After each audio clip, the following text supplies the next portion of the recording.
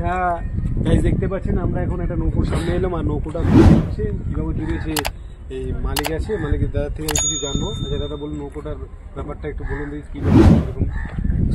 নৌকাটা কিন্তু আমি কিনে এনেছিলাম। আচ্ছা, কিনার থেকে নৌকাটা দেখলাম কমপ্লিট জলের উপযোগী না। ওই নৌকাটাকে এখন উপযোগী করার জন্যে নৌকাটাকে আমি মাঝখান দিয়ে চিরট করে ফেলেছি। আচ্ছা, মাঝখান দিয়ে চিরট করতে গিয়ে কেন মাঝখান দিয়ে ওটা তার উপযোগী ছিল না, মানে একটা তলার তৈরি করলে তার উপযোগী দরকার সেরকম ছিল না, ছোট ছিল।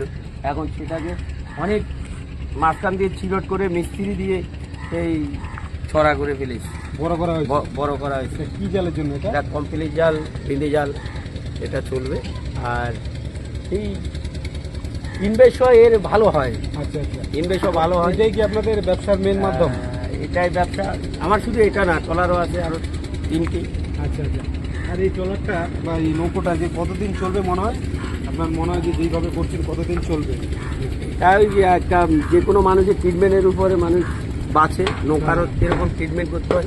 একদম একদম একদম ট্রিটমেন্ট না করলে সে বেশি দিন যাবে না, ওকে ভালো ট্রিটমেন্ট যেরকম হিসেবে কাজ করবে সেই হিসেবে করলে ও অনেক দিন যাবে। সুরক্ষায় যেরকম জীবন, এরও সুরক্ষা করলে তোমার অনেক দিন দেখছে। কতজন লেবার লাগিয়েছেন এখানে? এখন 6 জন কাজ করছে। 6 জনে হয়ে যাবে কমপ্লিট? হ্যাঁ, কমপ্লিট। শুরু করবো কি দিয়ে শুরু করবো এখন? সে কাজ তো মিস্ত্রি এখনো করছে, সে ডেকের কাজ কিছু শর্ট হয়ে গেছে, আবার একটা গাছ কেটে এখন মিস্ত্রি কাজ করছে। আর কয়দিন পরে আমাদের লাইন, মেশিনের যে লাইনের কাজ হবে। মেশিনটা কি মানে 4 সিলিন্ডার হবে না 6 সিলিন্ডার হবে? হ্যাঁ, এটা 4 সিলিন্ডার মেশিন দেবো। কেন আমরা একটু স্পিডে যেতে গেলে 6 সিলিন্ডার দরকার পড়ে, আমরা 6 সিলিন্ডার দেবো না। বড় মেশিন, বড় যান, ওটা তেল প্রচুর খায়। ওই জন্য আমরা চিন্তা ভাবনা করেছি একটু ছোট যানের মধ্যেও যদি যাই তেলটা একটু কম পড়বে, বাগিরা ভাগে একটু টাকা বেশি পাবে। তেল সঞ্চয় হলে আমাদের সবকিছু সঞ্চয়। একদম একদম একদম। তাহলে সামনের দিক কোনটা, পেছনের দিক কোনটা? হ্যাঁ, এই দোকানে মেশিন থাকবে। আচ্ছা আচ্ছা। আমাদের এখানে মেশিন থাকবে এখানে। এটা মূলত আমাদের কেবিন। আচ্ছা, মূলত এটা কেবিন। একটা স্টোরের মুখ, একটা দুটো, ওটা আবার জাল পেটি। তাহলে এই দিকটা হচ্ছে সামনের দিকটা? হ্যাঁ, এই দিক সামনের দিক। আমাদের এই লম্বা কতটা আছে? নৌকাটা 52-53 নৌকাটা আছে। আর নৌকাটার চড়াটা আছে 14 ফুট। উচ্চতা হাইটটা আছে প্রায় 6 ফুট না মিস্ত্রিটা? 4.5 ফুট হাইট আছে। আর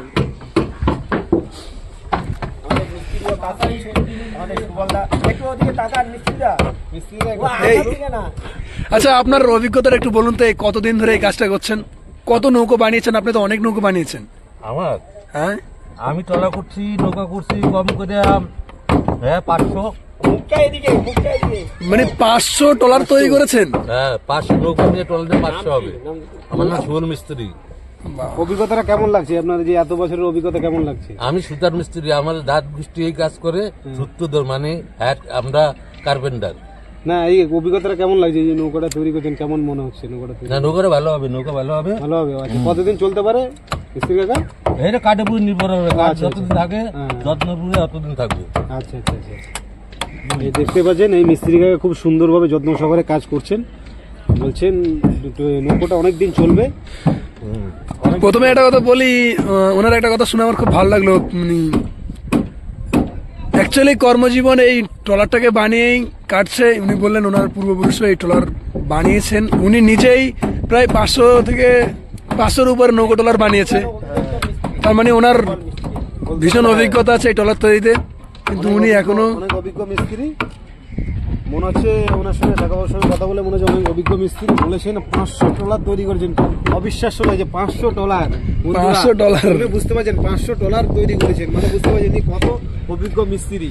আপনারা এনার কথা শুনে বুঝতে পারছেন।